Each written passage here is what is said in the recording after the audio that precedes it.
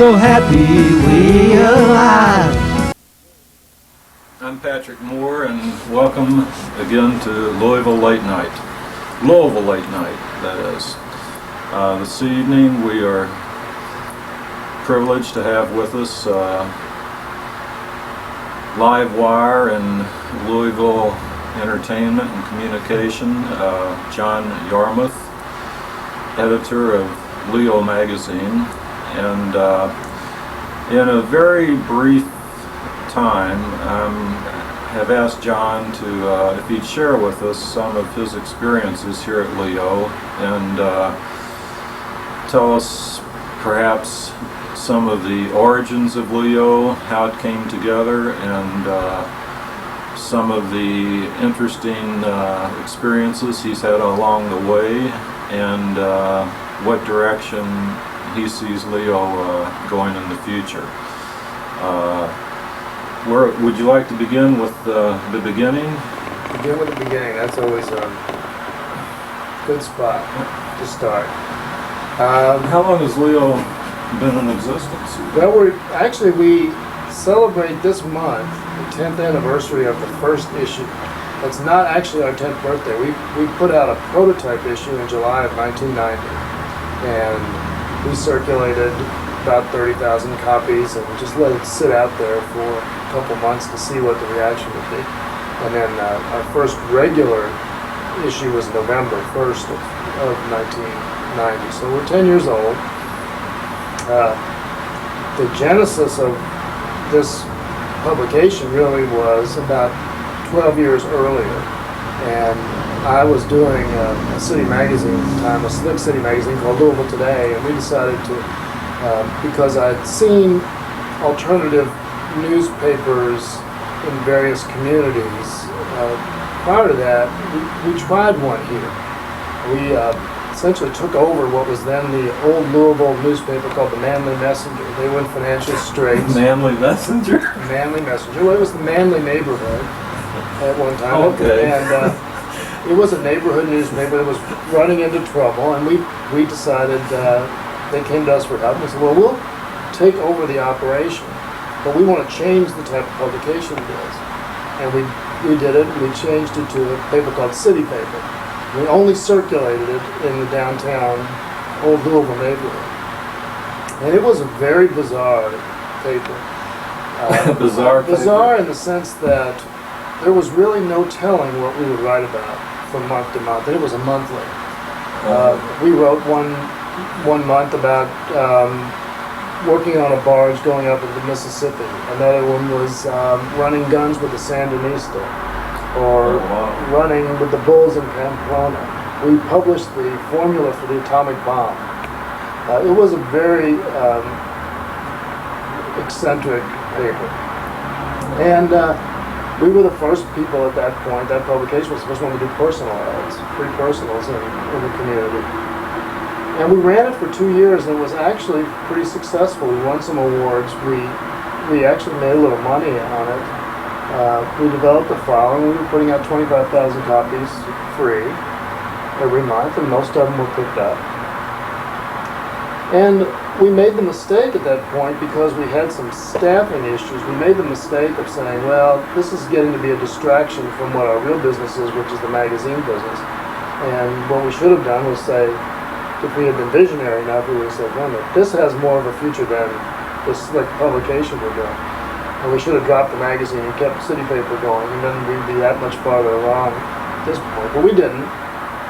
And we stopped that, and then we ended up closing the magazine down about a year later. So, but anyway, from that time, which was like 1981, when we shut City Paper down, I waited for someone else to do an alternative publication here, because I realized that I was trying to keep tabs on what was going on around the country, and these publications were growing and thriving in a lot of other markets. So I knew it would work. And I waited for someone else to do it, and nobody did. So when Gannett bought the Courier-Journal, I saw that as the opportunity to do this. Because, first of all, once Gannett took over the Courier, that meant there was no locally owned independent editorial voice. which gave us kind of a rationale for being. And there were all these people who had written for the Courier or Louisville Times over the years who decided to leave. And I saw an opportunity because they had credibility and they had loyal followings, but no forum at that point to get them involved. And so we would have instant credibility because of the journalists we got involved, and kind of this, not a rebel position, but kind of the underdog, local publication trying to struggle in the shadows of huge Gannett. And so that's kind of why we did it, and got started then, and the rest is history. So Leo has been kind of a metamorphosis for you from city paper, manly messenger, to Leo. And of course, Leo's changed quite a bit over the years, because initially it was exclusively editorial and opinion. We just had a bunch of fairly well-known people mouthing off all the time. And we also we reinstituted the personal ads back in 1990, and if you go back to our first few issues, probably half the paper was personal ads, because we let people write whatever they wanted to. Oh yeah. If they wanted to write 200 words or 400 words, we'd let them do it. And we published it all, and we had some very creative writing. So that's the way it started, and it started as a bi-weekly every 2 weeks, and we published it that way for 2.5 years, and then we decided to go weekly in '93. But since then, we've made a lot of changes, added a lot, obviously, really concentrated much more heavily on entertainment, music and live entertainment. And in recent years, it's devoted a lot more efforts to news coverage. We're actually doing some reporting as well as just opinion and commentary.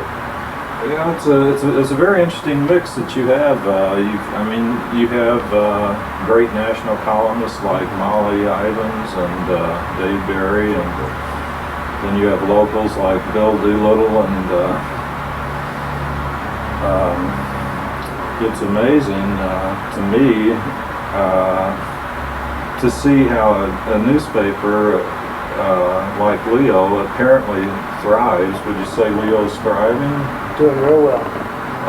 In an environment which the Louisville environment is an interesting combination of academic institutions, Old South. We have major religious forces here with Baptist Seminary and Presbyterian Seminary, Presbyterian National Headquarters. Catholic Church has a presence here. And then we have the liquor industry, the cigarette industry, and Churchill Downs, and now Caesars. All of this coming together in one big vortex of... It's a fascinating community, and I've always said, people have asked that question before, why did you think to do it? Because their perception of, these are outside people, their perception of the community is that it's so conservative.